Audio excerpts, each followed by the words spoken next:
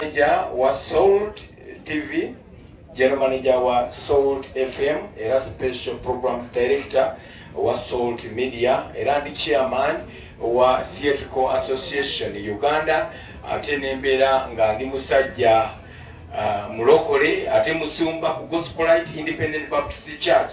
Lwaki mbagamba ebigambo bino? Oyinza okugamba nti kwewaana naye si kwewaana, kubalaga nti ndi munene kwewanirako nti ndi munenenenenemu. Naye lwaki ngambye nti nja kujja wano kubanga Evelyn Lagu Nakabira abadde very special person, muntu wa njawulo ate enjawulo ddala.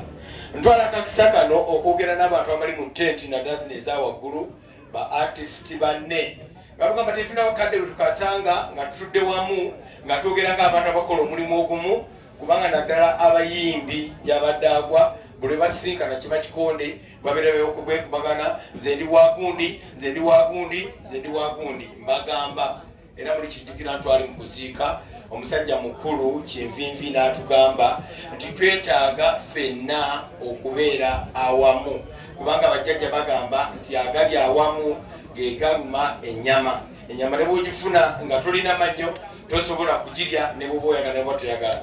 Njagala kino mukitunulire nga mukirowoozaako nnyo era nga mukifaako nnyo, okubanga mutambula mulafuubana okubeera mwenna awamu. Abayimba ennyimba, abatontome ebitontome ba Lucius Matovu Joy, abazanya emizannyo ba Ruben Kibuuka, abasiga ebifaananyi ba Nuwa Nyanzi, nga mwenna muli wansi nga ba artist, nga mulina ekibiina kye mulimu nga mugamba kino we all subscribe to this. Olwo munaayogeranga eggwanga birina abawuliranga, bwe munaateesanga ekiteeso kyammwe kinasibwangamu amaanyi ne wabeerawo abakirowoozaako. Mbadde nkaba akasana wano olw'okukyalo nangamba tofaayo enkuba ejja wano tuyinza butatukuba nga tuziise wano, yiyo njiraba etandise okukangakanga egenda kujja. Mbagamba nti abantu bano abanene nga Lagu Evelyn boogera nga mulamu ne bw'abanga afudde. Bw'abanga bwe yali ng'akyali mulamu teyayogera naawe, kati wulira eddoboozi lye liyita mu nze nga nkugamba nti omuntu asobola okufa obudde bwonna, kabeere muto kabeere mukulu. Waliwo omubaka yakomyewo eggulo ng'agamba nze naatera okufa naye omusajja oyo bw'ajjanga bwefa nga tajjanga ku ntaana yange nkisaza mu linnya lya Yesu. Teri alina layisinsi nti nja kusookayo oba oli okusookayo omulala. Gwoza okulowooza nti oli mulwadde nnyo n'omalawo emyaka mingi nnyo, eyo kamuleke mbalengera kubawo ekyokulabira. Kubwebwali gwe batugamba temumulonda agenda kufa na buli kati gw'amaanyi nejjo babadde bawamba ekibiina kuba bakiwambye saategende ne batugamba nedda oyo takiza kubonako na mwaka nga batulekera bino mu 2021 tuli mu 2023 mulamu buzibu era kyagenda mu maaso n'ekibiina lweza yakiwambye. Tugenda maaso nga bagamba nti omuntu ayinza okufa obudde bwonna.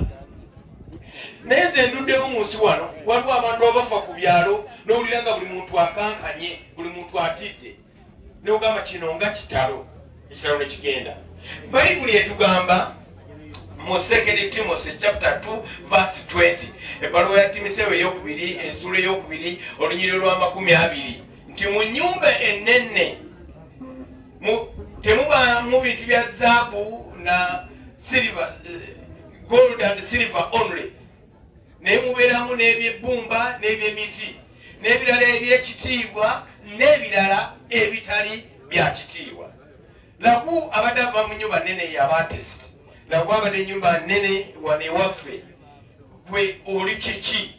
Tubeera mu bulamu bw'ensi eno ng'abantu batambula bulala nga n'ebintu abantu babiraba bulala.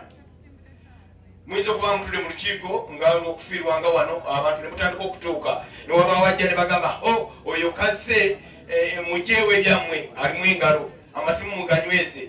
Ne wabeerawo omulala atuuka ne bagamba oyo kaze mujeewe abaana amansa entungo. Ne wabeerawo omulala ajja n'agamba bwenda tetulina chairman waffe atuuse. Ne wabeerawo omulala ajja agamba bajeti mwadde mukuze milioni 10 mu kifula ya milioni 3 oyo avaako ssente. Mu nnyumba ennene ebeeramu ebyebbeeyi n'ebiteri bya bbeeyi. Gwe oli kiki? Tugenda okufaano kyekibuzo kyagala osigale ng'ogeyogera ekyo. Oli mu nnyumba nnene eyitibwa Republic of Uganda.